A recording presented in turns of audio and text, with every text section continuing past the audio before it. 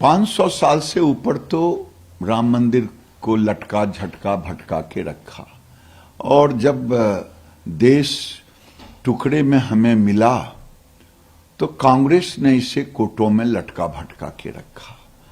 अब जब प्रभु श्री राम का प्राण प्रतिष्ठा मंदिरों में होने वाला है, अब ये कोई न कोई दंगा कराना चाहते हैं, भेदभाव कराना चाहते हैं, कोई ऐसी घटना घटित करना चाहते हैं जिससे राम मंदिर के प्राण प्रतिष्ठा में खलल पैदा हो जाए। और मैं पूछना चाहता हूं, जो लोग बीजेपी पर आरोप लगा रहे हैं, बीजेपी के तो पॉलिटिकल एजेंडा में था रामलला हम आएंगे, मंदिर वहीं बनाएंगे, हमने कुर्बानी भी दी, हमारे कार्यकर्ता मारे गए, मुलायम सिंह यादव ने गोलियां चलाई और लालू यादव उनके समर्थन किए। आज उनके बेटा तेजस्वी यादव डिप्टी सीएम जिस ढंग का भर्सन कहा है, ये तर्क मुझे समझ में नहीं आया। ये तर्क इसलिए नहीं समझ में आया कि इनके पॉलिटिकल डीएनए में राम विरोधी है, सनातन विरोधी है। अगर ये नहीं होता तो ये कह रहे हैं, क्या ये कहेंगे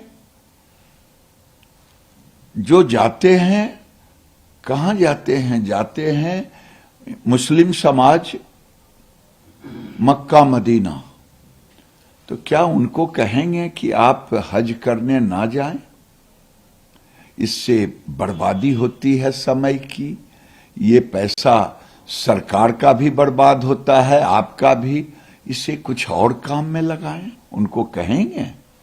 उनको क्या तेजस्वी यादव डिप्टी सीएम घोषणा करेंगे आज कि जो पटना में हज कमेटी का भवन है वो अस्पताल बनेगा? कर दें घोषणा, अगर है हिम्मत तब। नहीं करेंगे, क्योंकि ये शुरू से कभी इनके मंत्री ने रामायण को अपमानित किया, कभी उनके विधायक हमारी मां स्वरूपा सरस्वती को गाली दिया। इनमें हिम्मत नहीं है कि मोहम्मद साहब पर कोई टिप्पणी कर पाए, उनके जीवनी पर टिप्पणी कर पाए, पढ़ भी लें और टिप्पणी कर पाए। इनका उद्देश्य है सनातन को अपमानित करना, मुसलमानों को खुश करना, यही तुष्टीकरण की नीति है। इसीलिए ऐसे शब्दों का प्रयोग कर रहे हैं और राम मंदिर में व्यवधान आ जाए। सर, जो जितना तेजस्वी यादव की बात करें, तेजस्वी यादव का बयान तो अभी आया, इससे पहले भी लगातार आरजेडी के नेता जिस तरह के बयानबाजी करते हैं, पोस्टर लगाते हैं कि अंधविश्वास की तरफ ढकेला जा रहा है, मंदिर में जाना या पूजा करना, ये तमाम, आखिरकार इसके पीछे मकसद क्या है इन लोगों का? मकसद है ये जो प्राण प्रतिष्ठा में खलल पैदा करना। मंदिर तो बन गया, खलल नहीं पैदा।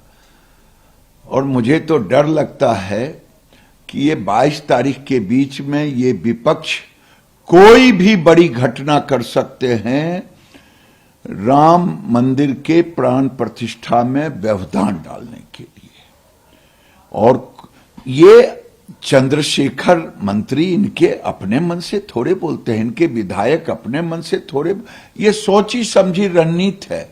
दक्षिण भारत से अगर स्टालिन के कुनमा बोलते हैं इनकी मर्जी से, अगर एनसीपी के नेता बोलते हैं तो ये इंडी गठबंधन के मर्जी से। ये सोची समझी प्लान है, हिंदू सनातन को अपमानित करो, चोट पहुंचाओ और मुसलमानों को खुश करो, जात के नाम पर वोट लो और हम मोदी को गाली दो।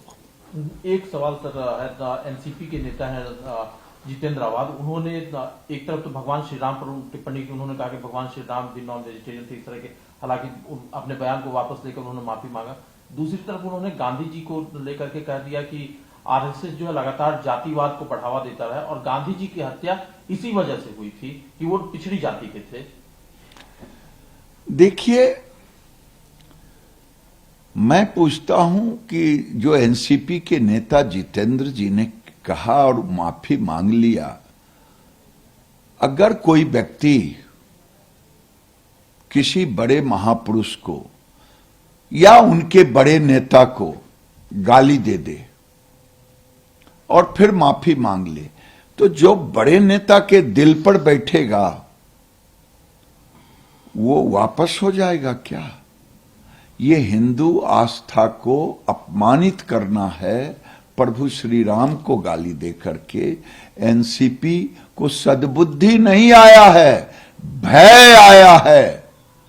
आज का युवा इसे बर्दाश्त नहीं कर सकता, इसलिए शरद पवार जी को सनातन से भय के कारण इन्होंने उससे माफी मंगवाया, लेकिन गाली देकर के कोई माफी मांगे ये माफ करने योग्य नहीं है। गांधी जी की हत्या को लेकर के जो उन्होंने टिप्पणी की, ये अलुल जलुल बकवास है। गांधी को पिछड़ा थे कि अगरा थे? गांधी गांधी थे। गांधी न अगरा थे न पिछड़ा थे। गांधी को मत घसीटें अपने राजनीति में।